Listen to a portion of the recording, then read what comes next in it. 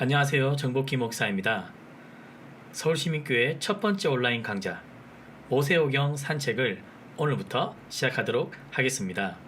총 6번에 걸쳐서 창세기부터 신명기까지 서울시민교회 부교육자들이 한 꼭지씩 맡아서 매주 주일 저녁 7시에 한 강의씩 유튜브에 업로드될 예정입니다. 코로나로 인해 집에 가정에서 머무는 시간이 길어졌습니다. 그래서 집콕 영성이라고 합니다. 우리가 집에 있지만 우리가 비대면으로 서로 만나지 못하지만 그러나 하나님 주신 과학기술과 문명으로 우리가 온라인에서 만날 수 있고 온택트함으로 우리가 이 시간을 또 지혜롭게 활용할 수 있기를 바라고 소망합니다. 그래서 이번 기회를 통해서 구약 성경의 가장 기초가 되는 모세오경 율법서라고도 하죠. 율법서를 함께 공부해가며 또한 함께 모세오경을 읽으면서 하나님의 말씀이 우리의 생명과 우리 마음 가운데 힘이 되는 그러한 놀라운 경험들을 우리 성도님들이 누리시기를 주님의 이름으로 축복합니다. 총 6번의 강의 중 오늘 첫 번째 강의는 모세오경 산책을 시작하기 전에 모세오경이란 도대체 무엇인가 함께 숲을 먼저 보는 시간을 가지도록 하겠습니다. 모세오경 숲을 공부한 후에 창세기부터 신명기까지 각각의 각 권을 더욱 자세하게 다루므로 먼저 숲을 조망하고 그리고 숲 속에 있는 나무들을 보는 순으로 함께 공부하도록 하겠습니다. 오늘 모세오경 개론 시간입니다. 그래서 오늘은 첫 번째 우리가 왜 성경을 읽고 공부하는가, 성경이 우리에게 주는 유익은 무엇인가에 대해서 첫 번째 꼭지를 다루도록 하겠습니다. 그리고 두 번째는 우리가 모세오경을 읽을 때에 특별히 하나님 나라와 하나님의 선교라는 관점으로 두 독법을 가지고 모세오경을 읽는 방법에 대해서 함께 공부하도록 하겠습니다. 그리고 세 번째 꼭지는 우리가 모세오경이란 무엇이길래 창세기부터 신명기까지를 모세오경이라 일컫는지 함께 공부하겠습니다. 그리고 마지막 꼭지는 모세오경에 기록되어진 연대와 배경, 그리고 창세기가 쓰여진 당시, 출애굽기가 쓰여진 당시, 그 당시의 세계를 고대 근동 세계라고 할 때 그 당시의 어떠한 문화와 그 다음에 그들이 믿고 있던 신화적 개념에 대해서 고대 근동 세계관에 대해서 마지막으로 다루어 보도록 하겠습니다. 첫 번째로 성경은 무엇인가? 우리가 코로나 시대를 맞이하고 있지만 그럼에도 불구하고 우리가 성경을 읽어야 하는 이유가 무엇인가? 성경이 우리에게 주는 유익이 무엇인가? 먼저 살펴보고 시작하겠습니다. 신약성경 디모데후서 3장 16절을 먼저 함께 소리내어 읽어보도록 하겠습니다. 모든 성경은 하나님의 감동으로 된 것으로 교훈과 책망과 바르게 함과 의로 교육하기에 유익하니. 네, 누구나가 어릴 적부터 한 번쯤은 암송했던 구절이고 저도 이 디모데후서 3장 16절 말씀을 너무나 좋아합니다. 우리는 성경은 무엇인가라고 말할 때 첫 번째, 성경은 하나님의 말씀이다. 그리고 이 성경 말씀은 하나님의 계시로 이루어졌다.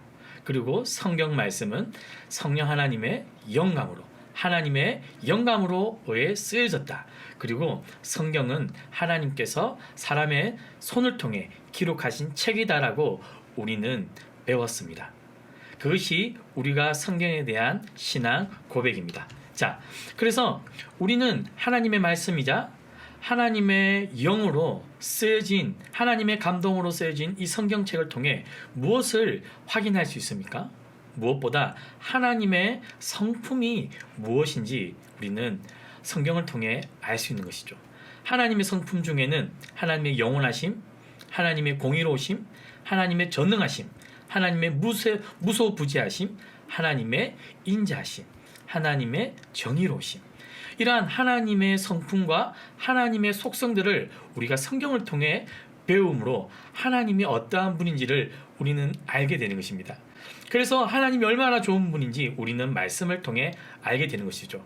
그래서 하나님의 성품을 통해 하나님이 누구신지를 알게 됨으로 인해 우리는 하나님의 말씀이 우리 삶의 유일한 기준이자 하나님의 말씀만이 우리의 인생을 인도하시는 참된 기준이라고 우리는 고백할 수 있는 것입니다. 그래서 톰 라이트라고 하는 유명한 신학자는 성경과 하나님의 권위라고 하는 책에서 교회와 성도에게 성경의 역할이란 다름 아니라 세 가지 역할이 있다라고 이야기합니다. 첫 번째는 하나님의 말씀으로 쓰여진 이 성경은 결국에 하나님은 우리와 소통하시는 분, 우리와 의사소통하시는 분이라는 것을 우리에게 알려줍니다. 다른 종교와 같이 목석이나 어떤 동상이나 아무런 응답이 없거나 대화가 되지 않는 그러한 우상을 우리가 섬기는 것이 아니라 성경을 통해 우리는 하나님께서 우리와 의사소통하시는 분이라는 것을 성경은 우리에게 알려준다는 것입니다. 그리고 두 번째로 진리의 영이신 성령 하나님을 통해 말씀이신 하나님이 우리에게 말씀하신 그것이 우리의 생각과 마음을 변화시킨다는 것입니다. 말씀을 읽을 때, 공부할 때 우리의 생각과 마음이 그리고 행동이 변화되어진다는 것이죠. 그것이 성경이 우리에게 주는 유익이라는 것입니다. 그리고 마지막으로 톰 라이트는 이 성경을 통해 성경 안에 등장하고 계신 성경이 예표하고 계시하신 예수 그리스도의 죽음과 부활을 통해 그 부활의 능력이 결국에 우리에게 주어진다는 것입니다. 그래서 성부 하나님과 성자 예수님과 성령 하나님 이 성삼위 하나님의 사역이 이 말씀을 통해 우리에게 전달되어지고 우리에게 주어졌다는 것입니다. 그래서 우리가 성경을 읽고 함께 온라인으로 공부하는 이유가 된다는 것입니다. 그래서 기독교 조직신학개론 다니엘 밀리올이라고 하는 유명한 신학자는 성경은 성령의 권능으로 우리를 하나님과 관계 맺게 하는 목적과 더불어 우리 삶을 변혁시키는 목적에 이바지한다. 네, 우리가 이렇게 온라인으로 성경하는 공부의 궁극적 목적은 우리가 하나님과 더욱 깊은 관계 속으로 우리와 의사소통하시는 하나님을 더욱더 만나는 자리로 성경은 우리를 초대하고 인도한다는 것입니다. 그리고 그러한 깊은 만남과 인격적인 의사소통을 통해 결국에 성경은 우리의 생각과 삶과 모든 행동을 개인적인 차원에서 모든 삶의 영역으로 확대되도록 우리의 변화를 이끌어낸다는 것입니다. 자, 두 번째 꼭지입니다. 성경을 읽을 때는 어떠한 관점으로 성경을 읽는가 하는 것이 매우 중요합니다. 이전에는 성경을 언약적인 관점 또는 구속사적인 관점에서 성경 전체를 조망했던 그러한 독법이 한국 교회 안에 개신교 안에 유행했던 적이 있습니다. 지금은 공이 신구약 많은 학자들과 또 우리 고려신학대학원 교수님들 역시 성경은 하나님 나라 관점으로 읽는 것이 매우 유익하다. 그리고 하나님의 선교적 관점으로 읽는 것이 매우 구약과 신약을 읽는 데 있어서 매우 중요하다는 것입니다. 그래서 성경 전체에 중요한 키워드가 있다면 바로 하나님 나라와 하나님의 선교라는 것입니다. 그래서 오늘 두 번째 꼭지에서는 우리가 모세오경을 읽을 때 하나님 나라 관점과 하나님의 선교적 관점으로 읽는 것에 대해서 간략하게 소개하도록 하겠습니다. 몇 해 전에 크리스토프 라이트라는 유명한 구약학자가 이러한 이야기를 한 적이 있습니다. 성경은 하나님의 창조 세계 전체를 위해 하나님 나라에 관여하는 하나님의 백성을 통한 하나님의 선교 이야기다. 성경은 이렇게 목적을 갖고 움직이시는 하나님의 드라마다라고 이야기합니다. 즉, 성경은 하나의 목적이 있는 책이라고 합니다. 당연히 성경에 목적이 있다라고 할 때 성경의 저자이신 하나님의 목적을 이야기합니다. 그렇다면 하나님은 어떠한 목적을 가지고 성경을 쓰셨고 그것을 우리에게 주셨냐고 하는 것이죠. 즉, 성경을 우리에게 주셨다고 하는 것은 하나님께서 하나님의 목적을 우리에게 전달하신 것. 즉, 다르게 말하면 성경 그 자체, 성경의 그 존재 자체는 하나님의 선교의 방식에 의한 결과라는 것입니다. 즉, 성경은 하나님께서 지으신 창조 전체에 대한 이야기인데 그 창조 전체에 대한 이야기는 다름이 아니라 하나님 나라라는 것입니다. 하나님 나라로 성경을 읽는다라고 할 때 그것이 무엇인지 제가 한 권의 책을 소개함으로 설명을 하고자 합니다. 하나님 나라 관점으로 성경 꿰뚫기라고 하는 보엔 로버츠의 규장에서 나온 책입니다. 이 책의 목차를 한번 보겠습니다. 1장의 제목은 에덴 동산에서 하나님의 나라가 출발하다. 즉 창세기 1장과 2장은 다름 아니라 에덴 동산에서 시작되는 하나님 나라에 대한 이야기라는 것입니다. 그리고 2장의 목차를 보겠습니다. 인간의 타락으로 하나님의 나라가 무너지다.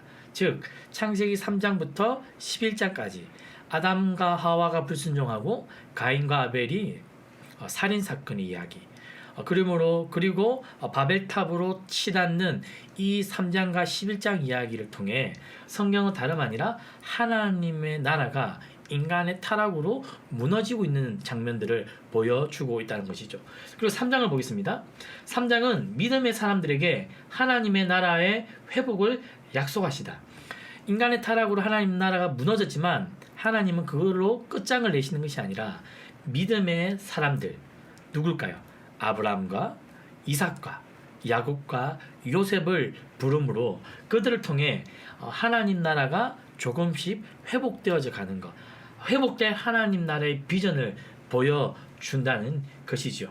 그리고 4장을 보겠습니다. 4장을 보면 하나님의 사람을 통해 하나님 나라가 부분적으로 실현된다.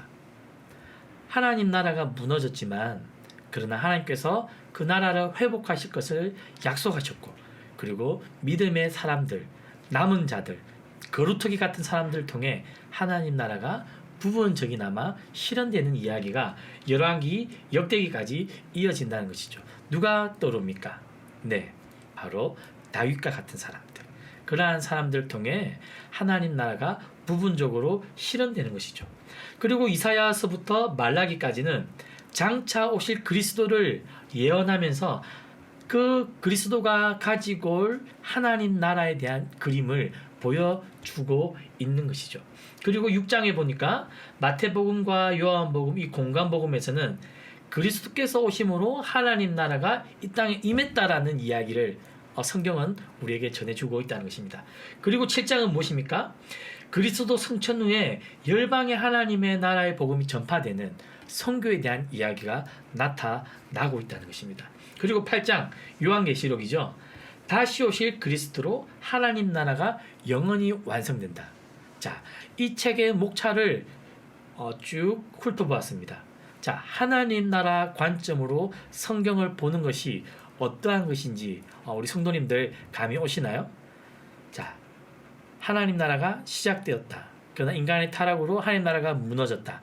그러나 하나님께서 하나님 나라의 회복을 약속하셨다. 그리고 믿음의 사람들을 통해 하나님 나라가 부분적으로 실현된다.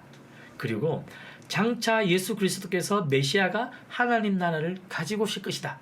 그리고 실제로 예수님께서 하나님 나라를 이 땅에 가지고 오셨다. 그리고 예수님께서 성천하신 이후에는 제자들이 하나님 나라의 전파를 위해 열심히 선교했다. 그리고 요한계시록에서는 결국 새하늘과 새 땅이 이 땅에 임함으로 하나님 나라가 영원할 것이다 라고 하는 이러한 독법이 바로 하나님 나라 관점으로 구약과 신약을 읽는 방법이라는 것입니다. 그렇다면 조금 더 구체적으로 하나님 나라 관점으로 모세오경을 읽는 것은 무엇일까요? 자, 이것과 관련해서 제가 추천해주고 싶은 좋은 책이 한 권이 있습니다. 김회건 교수님이 쓴 하나님 나라 신학으로 읽는 모세오경이라고 하는 책입니다. 하나님 나라 관점으로 모세오경을 쓴 이보다 더 좋은 또 책은 없어서 조금은 두껍지만 제가 성도님들에게 소개합니다. 관심 있으신 성도님들은 한번 구입해서 읽어보시면 좋겠습니다. 자, 이 책을 보면 김혜근 교수는 창세기는 무엇이냐라고 할 때 다름 아니라 창조 자체가 바로 하나님 나라의 시작이다라고 이 책은 시작합니다. 지도를 하나 보겠습니다. 지도를 보면 창세기에 등장하는 이야기입니다. 1번 보겠습니다. 여기는 유프라테스와 티그리스 강이 있는 메소포타미아 문명이죠. 창세기의 어떤 지리적 공간입니다. 에덴입니다. 창세기 1장과 2장과 3장과 쭉 이어지는 장에서 등장하는 주인공은 누굽니까? 아담과 하와와 셋과 노아가 되겠습니다. 그러나 창세기 12장에 하나님께서 무너진 하나님 나라를 회복하시기 위해 갈대아 우르에서 아브라함을 부르시죠. 거기가 바로 2번이 되겠습니다. 그리고 3번은 하란입니다. 아브라함이 갈대아 우르에서 하란으로 옮겨갑니다. 그리고 그 갈대아 우르에서 하란으로 옮겼던 아브라함은, 자 4번으로 가겠습니다. 하란에서 가나안 땅으로 다시 이주합니다. 하나님의 약속의 말씀을 따라서 오고 있는 것이죠. 그리고 모세오경의 중요한 지리적 배경이 되는 가나안, 팔레스타인이라고 합니다. 제가 이후에 한 번 더 설명하려고 합니다. 이곳에서 창세기의 나머지 이야기들이 이어지는 주인공들, 아브라함과 이삭과 야곱과 요셉. 그래서 우리는 이들을 족장들의 이야기라고 이야기합니다. 그리고 창세기 마지막쯤에 가면 요셉이 애굽으로 팔려가서 그곳에서 또 이루어지는 출애굽기까지 이어지는 그 스토리라인이 바로 오늘 창세기가 되겠습니다. 그리고 창세기 다음으로는 출애굽기입니다. 김혜근 교수는 이 출애굽기는 다름이 아니라 하나님 나라는 억압과 노예 근성으로부터 해방이다 라고 설명합니다. 자, 지도를 하나 또 보도록 하겠습니다. 이 지도는 1번을 먼저 보겠습니다. 출애굽기의 어떠한 지리적 이동과 함께 중요한 내용들을 소개하겠습니다. 1번에 이곳은 1번을 보면 인구 증가 그리고 10가지 재앙, 유월절 사건, 즉 무슨 이야기입니까? 출애굽하기 이전에 오랫동안 애굽의 노예로 지냈던 그들에게 하나님께서 모세를 통해서 여러 가지 기적들을 보여주시고, 그리고 유월절 사건을 통해 마침내 그들을 출애굽하기 직전의 이야기들이 바로 이 애굽에서 일어납니다. 2번으로 넘어가겠습니다. 2번에 보면 여기가 어디죠? 네, 하나님께서 홍해를 갈라지게 함으로써 하나님의 백성들은 그 홍해를 건너게 하셨고, 그리고 애굽에서 정예부대들은 그들을 추격했지만 하나님께서 이 홍해에 수장시켜 버렸죠. 그래서 사실은 이 홍해 사건을 통해 하나님께서 이스라엘 백성들을 집단적으로 세례를 베푸신 사건이다라고 해석하기도 합니다. 자, 그리고 3번으로 가겠습니다. 3번은 4번 시내산으로 가기 전 중간 단계에서 일어났던 사건들입니다. 만나와 메추라기와 바위에서 나오는 이러한 물들, 즉 출애굽한 백성들, 홍해를 건넜던 백성들이 약속의 땅 가나안으로 가기 전에 그들이 정말 참된 왕이신 하나님을 정말 전적으로 신뢰하느냐, 하나님을 신뢰해서 하나님의 다스림을 받느냐, 그것을 시험받는 장면입니다. 그리고 4번은 시내산입니다. 하나님께서 시내산에서 모세를 부르십니다. 그리고 가나안 땅에 들어가서 하나님 나라를 만들고 살 건데 어떻게, 하나님의 뜻이 무엇인지, 그리고 그 뜻을 어떻게 준수하며 일상에서 종교적으로 살아야 될지를 하나님께서 말씀하시는 장면입니다. 그래서 시내산에서 하나님께서 율법, 레위기 말씀을 하셨고, 하나님께서 이스라엘 백성들 한가운데 임재하시는 그 하나님 나라를 위해 성막은 어떻게 만들지, 그리고 제사장들과 제도는 어떻게 만들 건지, 가나안 땅에 이루어질 하나님 나라에 대한 여러 가지 설계도를 말씀하시는 장면이 이 시내산에서 이루어집니다. 이것이 출애굽기의 어떤 중요한 내용들이 되겠습니다. 레위기로 넘어가도록 하겠습니다. 김혜근 교수는 레위기는 하나님 나라는 거룩하신 하나님과의 연합과 동거다. 즉 하나님께서 출애굽한 백성들 진 중앙에 하나님께서 오시죠. 하나님 나라는 다름 아니라 하나님과 하나님의 백성과의 만남, 연합, 함께 살아가는 것, 더불어 살아가는 것입니다. 그러나 문제는 무엇입니까? 하나님, 거룩하신 하나님께서 거룩하지 않은 하나님의 백성들과 함께 살려다 보니까 거룩하지 않은 하나님의 백성들이 거룩하신 하나님께 다가갈 수가 없습니다. 그리고 거룩하신 하나님께 가까이 가면 가까이 갈수록 그 거룩하지 않음 때문에 죽을 수밖에 없는 것이죠. 그래서 이 문제를 해결하기 위해서 하나님께서 다음에 제사들을 방법들을 알려주십니다. 그래서 레위기 1장부터 10장까지는 하나님께 가는 길, 그 방법은 무엇이냐? 바로 번제, 소제, 화목제, 속죄제, 요제 이러한 제사를 드림으로 거룩하지 않은 백성들이 하나님께 나아가는 길을 알려주는 것입니다. 그리고 11장부터 27장은 하나님과 더불어 어떻게 거룩하게 살 것인가에 대한 이야기를 하고 있습니다. 그래서 정결법에 대한 이야기, 속죄일에 대한 이야기, 하나님과 동행, 일곱 절기, 안식일 이러한 절기들과 하나님께서 알려주신 법들을 준수함을 통해 거룩하지 않은 백성들이 하나님을 닮아서 거룩하게 살아갈 수 있도록 하나님께서 말씀하시는 장면이 바로 레위기가 되겠습니다. 다음은 민수기입니다. 김혜근 교수는 민수기는 다름 아니라 하나님 나라는 자유를 위한 연단이자 자기 부인이다. 즉 민수기는 시내산에서 약속의 땅 가나안으로 가기 그 사이에 일어나는 이야기들을 담아놓은 책입니다. 민수기다라고 하는 이 책 제목의 뜻은 숫자를 세다라는 것이죠. 즉 인구조사를 민수기에서 2차례 실시합니다. 사진 지도를 보면서 살펴보도록 하겠습니다. 자, 시내산에서 하나님께서 율법을 수여하시고 비로소 이제 시내산에서 인구조사 후 진편성을 합니다. 정주할 때의 진편성과 이동할 때의 진편성이 달랐습니다. 자, 2번으로 가겠습니다. 가데스 바네아입니다. 잘 아시죠?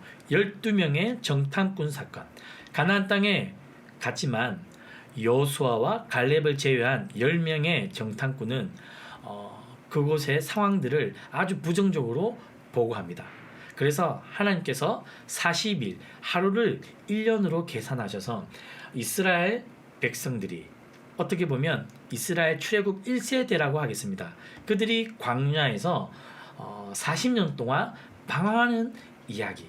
그래서 김혜건 교수는 앞서 자유를 위한 연단이자 자기 부인이다 라고 한 이유가 이 40년의 방황의 세월 동안에 그들은 오랜 노예의 습성과 자신들의 믿음 없음을 확인하는 가운데 끊임없이 하나님께서 다스리시고 지키시고 입히고 먹이시는 것을 광야에서 경험하며 하나님을 신뢰하는 훈련을 받았던 것입니다. 하나님은 광야에서 만나와 메추라기를 베푸셨죠. 불과 구름 기둥으로 그들을 지키셨지만 어떻게 된 모양인지 출애굽 1세대들은 하나님을 신실하게 신뢰하지 못했습니다. 자, 그리고 4번 또다시 인구 조사를 하고 요단 동편을 미리 정복을 하고 모세로부터 그 땅을 차지하기로 약속을 받습니다. 이 이야기는 또 여호수아 2장과도 연결되어지는데, 자, 이것이 바로 민수기의 어떤 이야기입니다. 자, 민수기 다음은 신명기죠. 신명기의 뜻은 다시 듣는 말씀이라는 내용입니다. 출애굽 1세대가 다 죽고 출애굽 2세대들, 광야에서 태어난 베이비라고 하시죠. 출애굽 2세대들이 약속의 땅 가나안에 들어가기 직전에 하나님께서는 모세를 통해 다시금 시내산에서 말씀하셨던 그 율법을 다시 출애굽 2세대들에게 들려줍니다.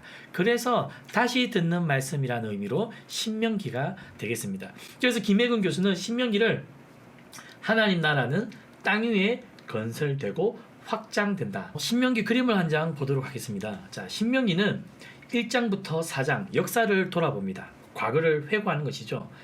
하나님께서 어떻게 출애굽하면서 그 출애굽에 있었던 일들을 하나님이 어떻게 그들의 아버지 세대를 광야로 출애굽시켰는지 이야기합니다. 모세가. 그리고 5장부터 26장은 율법을 요약해 줍니다. 하나님께서 시내산에서 주셨던 그 율법을 다시금 모세가 설교의 방식으로 그 율법을 다음 출애굽 2세대들에게 들려주는 것이죠.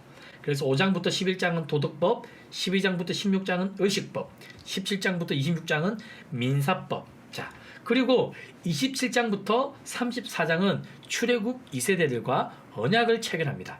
약속의 땅 가나안에 들어가기 직전에 그곳에서 하나님 나라를 이루며 하나님 나라를 확장하며 하나님의 선교를 이루며 살기 직전에 출애굽 2세대들과 언약을 체결하는 장면이 바로 신명기 어떤 전체적인 구조가 되겠습니다. 제가 좀 전에 모세오경과 성경을 읽을 때 하나님 나라 관점과 하나님의 선교적 관점으로 읽는 것이 중요하다고 했습니다. 자, 그러면 하나님의 선교적 관점으로 읽는 것이 왜 중요한가라는 것입니다. 무엇보다 예수님께서 구약 성경과 예언서와 그 다음에 시편을 읽으실 때 예수님께서 선교적으로 그리고 메시아적으로 읽으셨기 때문입니다. 자, 한번 성경 말씀 한번 읽어보도록 하겠습니다. 누가복음 24장 44절에서 47절을 보면 또 이르시되 내가 너희와 함께 있을 때에 너희에게 말한 바 곧 모세 율법과 선지자의 글과 시편에 나를 가리켜 기록된 모든 것이 이루어져야 하리라 한 말이 이것이니라 하시고, 자, 여기 보니까 예수님께서 모세 율법 곧 모세오경이 되겠죠. 그리고 예언서, 선지자들의 글, 그 다음 시편이 누구를 가리켜 기록되었다고요? 바로 예수 그리스도 자신을 가리켜 기록된 것이라고 합니다. 그래서 이전에 성경을 읽을 때 구속사적으로 메시아적으로 예수 그리스도 중심적으로 성경을 해석했던 것입니다. 자, 그렇다면 예수님께서 이 이야기를 하시고 그 다음 무슨 이야기를 하셨는지 한번 또 살펴보겠습니다. 예수님께서 47절에 또 그의 이름으로 죄사함을 받게 하는 회개가 예루살렘에서 시작하여 모든 족속에게 전파될 것이 기록되었으니 너희는 이 모든 일의 증인이라. 자, 죄사함을 받는 회개, 이것은 예수 그리스도가 하나님 나라를 가져옴으로 인해 시작된 사역입니다. 그러나 이 하나님 나라가 이 땅에 옴으로 일어나는 회개, 하나님 나라의 전파가 어디서 예루살렘에서 시작하여 모든 족속에게 전파되는 그것. 자, 너희는 이 모든 일의 증인이라. 너희도 이 모든 선교적 사명을 감당해야 된다. 자, 그랬을 때 예수 그리스도 중심으로 메시아적으로 성경을 읽는 것, 그리고 메시아가 온 목적은 이 땅에 하나님 나라를 가지고 옴으로써 하나님 나라를 전파하는 그것. 그래서 우리가 구약 성경과 모세오경과 전체 성경을 메시아적으로 하나님 나라 관점으로 하나님의 선교적 관점으로 읽는 것이 중요하다는 것입니다. 자, 그래서 크리스토프 라이트는 십자가에 달려 죽으시고 부활하신 예수님의 제자들이 성경을 제대로 해석하는 방법은 메시아적으로 그리고 선교적으로 해석하는 것이다 라고 이야기한 적이 있습니다. 자, 그러면 하나님의 선교란 무엇인가? 궁극적으로 하나님의 피조물 전체를 원래 의도된 대로 창조주께 영광과 찬송을 돌리는 하나님의 피조물로 회복시키는 것이다. 자, 그래서 이러한 이야기가 매우 중요합니다. 우리는 하나님은 나의 인생의 이야기 어느 부분에 들어맞는가라고 묻는다. 하지만 진짜 중요한 질문은 나의 작은 삶이 하나님의 선교라고 하는 이 큰 이야기 어디에 들어맞는가 하는 것이다. 자, 그래서 우리가 이 문장과 연결해서 고민해 볼 것은 하나님 제게 복 주십시오. 제게 은혜를 주십시오. 이러한 질문과 기도도 중요하지만 더 우선되어져야 할 기도와 우리의 바람은 무엇입니까? 하나님 나라와 하나님의 선교를 위해 제가 어떠한 일로 쓰임받을 수 있겠습니까? 제가 올해 나이와 상관없이 어떠한 일로 하나님 나라와 하나님의 선교를 위해 드려질 수 있습니까? 그러한 질문, 내 삶이 비록 작아 보이지만 너무나 그 큰 하나님 나라와 하나님의 선교라고 하는 그 이야기 어느 부분에 들어갈 수가 있겠습니까? 하나님 나를 사용하여 주십시오. 자, 그래서 우리가 오늘 이러한 질문들, 이야기들을 고민해 보는 것이 매우 중요하다고 생각합니다. 오늘 강의의 세 번째 꼭지입니다. 자, 모세오경이란 무엇인가? 라는 것입니다. 자, 사진을 보면 한 유대인이 파피루스를 보고 있습니다. 사실 구약 성경의 원본 오리지널 텍스트는 우리가 소유하고 있지 않습니다. 그러나 수많은 사본들이 있는데 그 구약 성경의 사본들은 양피지나 이런 두루마리와 같이 이러한 모양으로 기록되어져 있습니다. 자, 그래서 다음과 같은 사진을 보시면 그렇게 두루마리에 기록되어져 있는 구약 성경이 이러한 보관함에 보관되어져 있습니다. 자, 이 사진은 한 남성이 모세에게 하나님께서 외워 들리게 함으로 쓰게 한 책, 기록 장소인 바로 시내산의 한 모습이 되겠습니다. 하나님께서 시내산에 모세를 부르셨고 그곳에서 하나님의 율법의 말씀을 모세에게 이야기하셨습니다. 자, 다음 사진입니다. 한 소년이 한 유대인이죠. 한 유대인이 토라를 읽고 있는 장면인데요. 유대인은 13세 때 성인식 바르 미츠바를 치른 후부터 두루마리로 된 토라를 읽을 수가 있다라고 합니다. 모세오경은 구약 성경의 제일 처음에 위치해 있습니다. 자, 그렇다면 모세오경은 왜 모세오경이라 불립니까? 다름이 아니라 모세가 썼기 때문입니다. 출애굽기 17장에 보면 여호와께서 모세에게 이르시되 이것을 책에 기록하여 기념하게 하고 여호수아의 귀에 외워 들리라. 하나님께서 모세에게 이것을 책에 기록하라고 출애굽기에 적혀 있습니다. 레위기 여호와께서 회막에서 모세를 부르시고 그에게 말씀하여 이르시되 이스라엘 자손에게 말하여 이르라.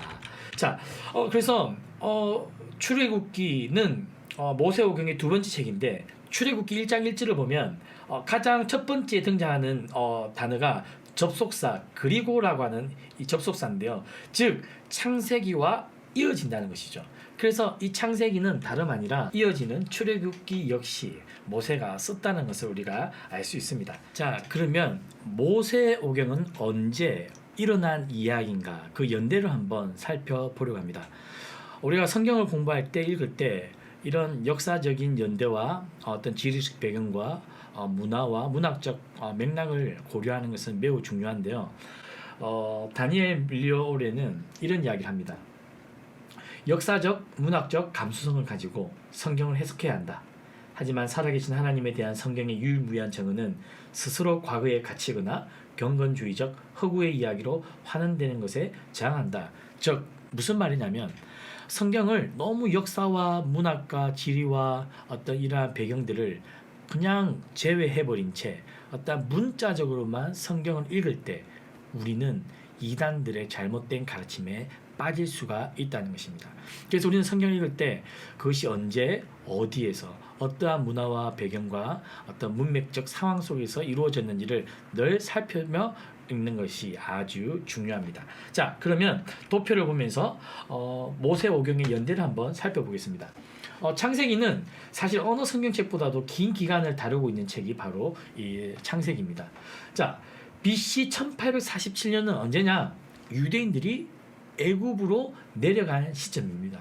그로부터 약 400년 동안 출애굽기 이야기의 배경이 되는 것입니다. 그러면 그 이전은 2200년 이상, BC 2200년 이상은 창세기 어떠한 시대적 연대가 된다는 것입니다.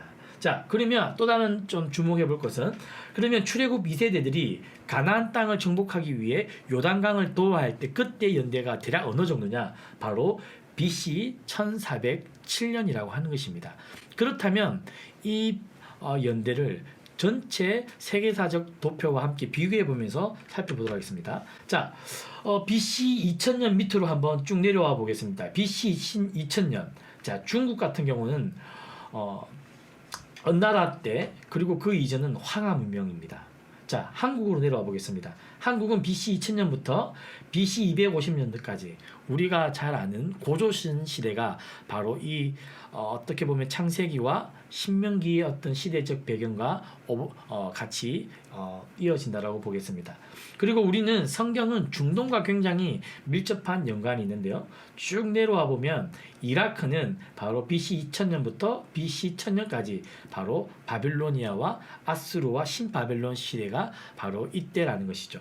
그리고 이스라엘은 이때 페니키아 다유당국으로 이렇게 이 도표는 기록해 놓았네요. 자, 그래서 중국은 은나라, 그리고 한국은 고조선 당시, 인도는 인더스 문명이 꽃 피울 때, 그리고 이라크는 메소포타미아 문명과 바벨론과 아수르와 이 신바벨론 당시였구나. 이것이 창세기부터 신명기까지 했던 세계사적 흐름 가운데 성경 역사는 흘러가구나. 그 감을 익혀두시면 좋겠습니다. 자, 우리가 모세오경의 연대를 살펴보았다면 지금은 모세오경이 펼쳐지는 지리적 배경에 대해서 한번 살펴보겠습니다. 우리가 예전에 세계사 공부를 하면 세계 문명 발상지를 배웠습니다. 자, 그림 한번 보겠습니다. 자, 황하강을 끼고 황하 문명이 BC 3000년 경부터 황하강 주변에서 황하 문명이 발달됩니다. 자, 그리고 인도에서는 인더스 강을 끼고 인더스 문명이 발전하죠. 그리고 성경과 밀접한 갈대아 우르와 하란과 그 다음에 창세기의 시작이 이루어진다라고 짐작하는 이 유프라테스 강과 티그리스 강에 있는 이곳은 바로 메소포타미아 문명이 되겠습니다. 그리고 요셉이 갔던 이곳 애굽은 나일강을 끼고 있는 이집트 문명입니다. 자, 그래서 사진과 같이 강을 끼고 문명은 발전한 것을 우리가 알 수 있습니다. 그런데 어떻게 보면 하나님께서 아브라함을 부르실 때 그 약속의 땅이 가나안에는 사실 이런 문명을 일으킬 만한 큰 강이 없었습니다. 나일강이나 유프라테스나 티그리스 강이나 인더스 강이나 황하강이 없었죠. 가나안 땅에는 어떠한 강이 있었습니까? 사실은 요단강이 있었습니다. 이런 문명을 일으킨 큰 강과 비교해 보자면 아주 작은 강일 수 있지만, 그러나 가나안 땅이 왜 젖과 꿀이 흐르는 그런 축복의 땅이 될 수 있습니까?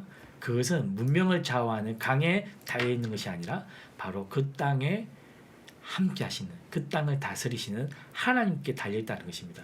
그래서 강이 요단강처럼 크지 않더라도 그 땅이 약속의 땅이 될 수 있는 이유는 그 땅에 사는 백성들이 참된 왕인 하나님을 믿고 섬기고 따라갈 때 가나안 땅은 가장 샬롬의 나라가 될 수 있다는 그 의미가 담겨 있다는 것이죠.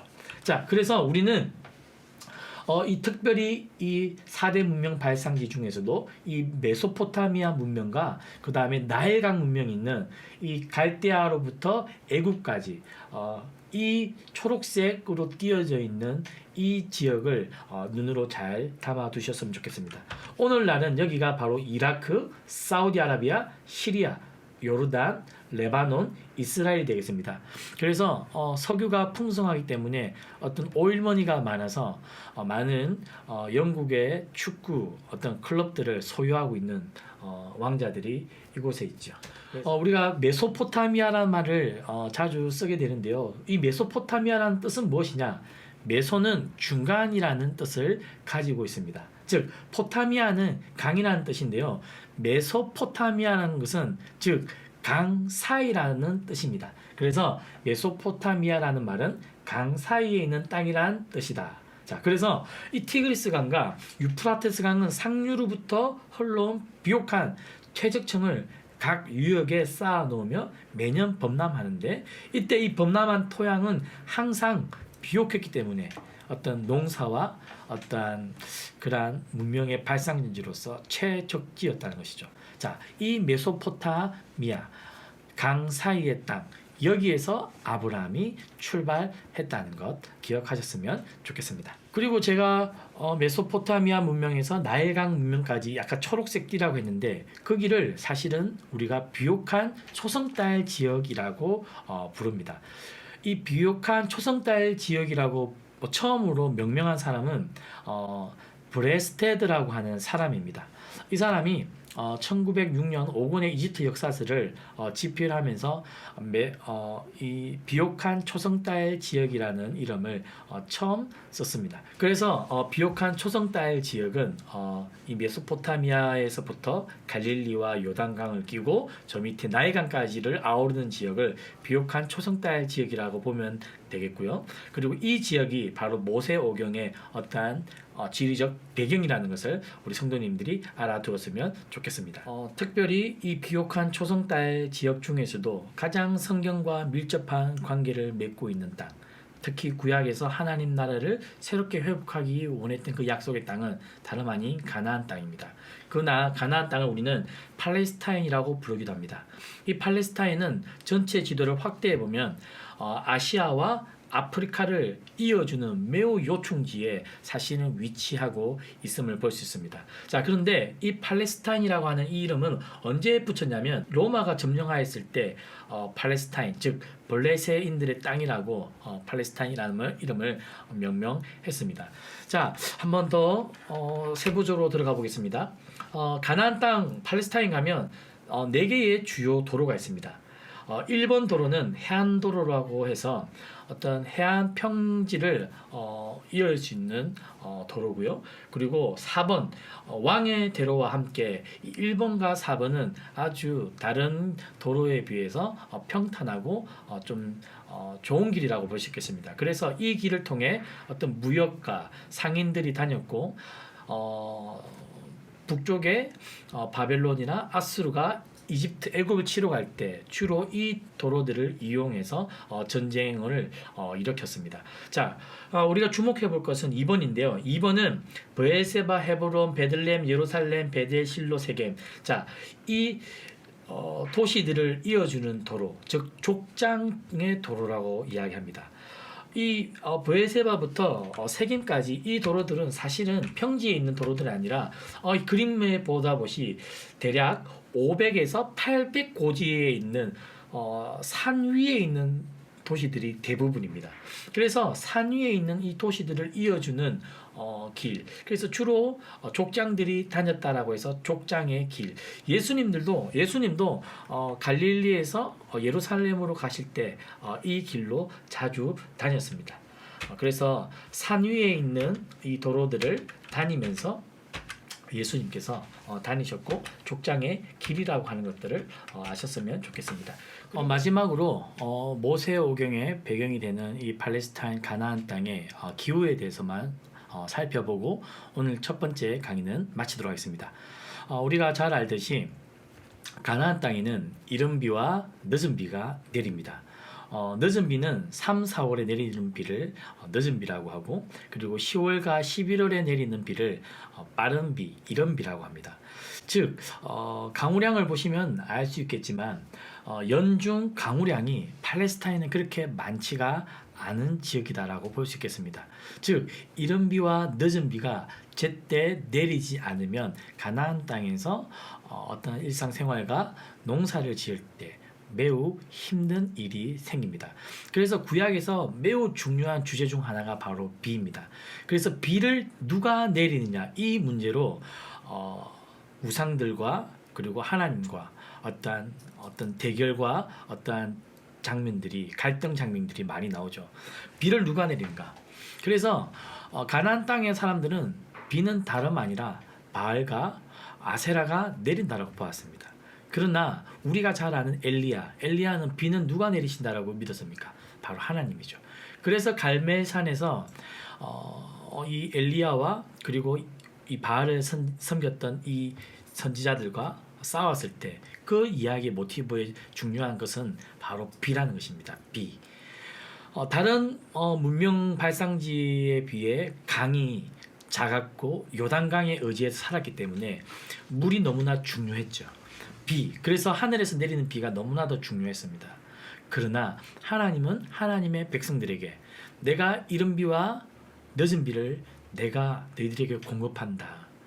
내가 광야에서 만나와 메추리를 너희에게 주었던 것처럼 이 비 역시 그때 제때 내가 너희들에게 내릴 거다. 하나님 그렇게 말씀하셨지만 이스라엘 백성들은 가나안 땅에 가서 이 비를 누가 내리는가, 이 문제에 많이 흔들렸습니다. 그래서 가나안 땅에서 가나안 사람들을 따라 농사를 짓다 보니까 하나님을 신뢰하지 못하고 바알과 아세라와 다른 이방신을 쫓아 예배하며 우상을 섬겼던 것입니다. 이것은 다름 아니라 비와 관련되어 있다는 것입니다.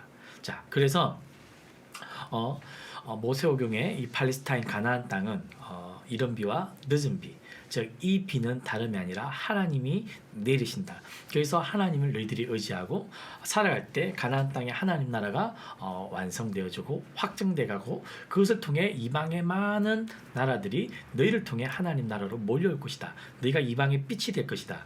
그러한 이야기가 바로 모세오경의 또한 중요한 스토리라는 것입니다. 자, 오늘 첫 번째 강의는 여기서 마무리하도록 하겠습니다.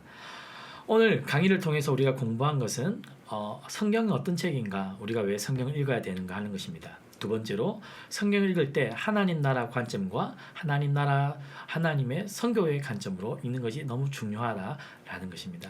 그리고 오늘 모세오경은 무엇인가, 그리고 모세오경의 어떤 기본적인 배경들에 대해서 함께 살펴보았습니다. 자, 그러면 다음 두 번째 강의는 하나님 나라와 하나님의 선교적 관점으로 창세기를 공부하려고 합니다.